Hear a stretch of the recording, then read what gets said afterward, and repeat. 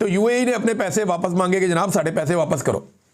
तो इस पे अब इसहाक डार साहब ने बताया जी कि पैसे तो हम वापस नहीं कर रहे, हमने उनसे दोबारा दरख्वास्त की है कि आप रोल ओवर कर दें, मेहरबानी करें।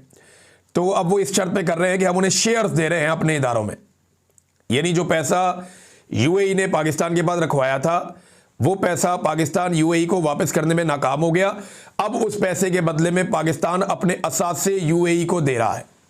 सादा बात यह है, जब भी कोई मुल्क आपको पैसा देता है तो वो इस बुनियाद पे देता है कि या तो आप उसका पैसा मुकर्ररा वक्त में वापस करेंगे और उसके ऊपर जो सूद बनता है वो भी आपने वापस देना होता है। लेकिन हमारे दोस्त ममालिक हैं तो मेहरबानी कर देते हैं, तो जो भी आपके पास पैसा रखवाता है वो पैसा आपने वापस करना होता है। अगर वो पैसा आप वापस नहीं करते तो आपकी सॉवरेन गारंटी होती है, फिर आपने उस पैसे के बदले में कोई ना कोई असासे उनको देने होते हैं।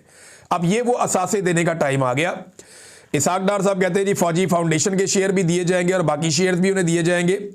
ये जो पैसा यूएई का हमारे पास मौजूद है, पैसा तो हम वापस नहीं दे सकते, लेकिन अब पाकिस्तान के मुख्तलिफ इदारों में यूएई को शेयर्स दिए जाएंगे।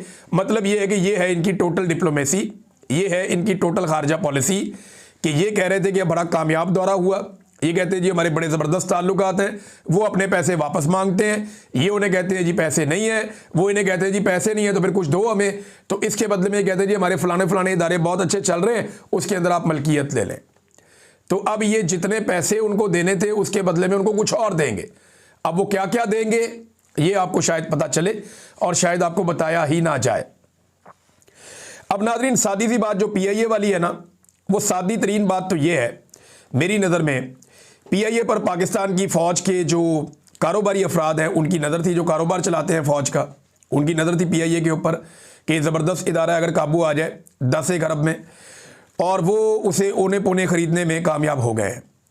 बस बराह रास्त बोली में उन्होंने हिस्सा नहीं लिया, लेकिन पीआईए जो है वो अब पाक फ़ौज का ही है और फ़ौज का जो ज़ेली इदारा है फ़ौजी फाउंडेशन, अब ये उनके ज़ेरे असर चलेगा। फ़ौजी फर्टिलाइज़र कंपनी जो है वो पीआईए को चलाएगी, ड्राइविंग सीट पे वही होंगे, वही इसको कंट्रोल करेंगे। नजम सेठी ने भी ये बात की, बाकियों ने भी की कि फ़ौज चाहती तो बराह रास्त बोली का हिस्सा बन जाती, लेकिन उन्होंने कहा कि शर्मिंदगी होगी, प्रोपेगेंडा होगा, लिहाजा उन्होंने आगे किसी और को कर दिया। जब उन्होंने ख़रीद लिया तो फ़ौज उसके अंदर शामिल हो गई, अब फ़ौज ही उसे कंट्रोल करेगी और कोई उसे कंट्रोल नहीं करेगा। तो नाज़रीन, पाकिस्तान का एक इदारा पाकिस्तान के दूसरे इदारे ने कंट्रोल कर लिया और काबू कर लिया।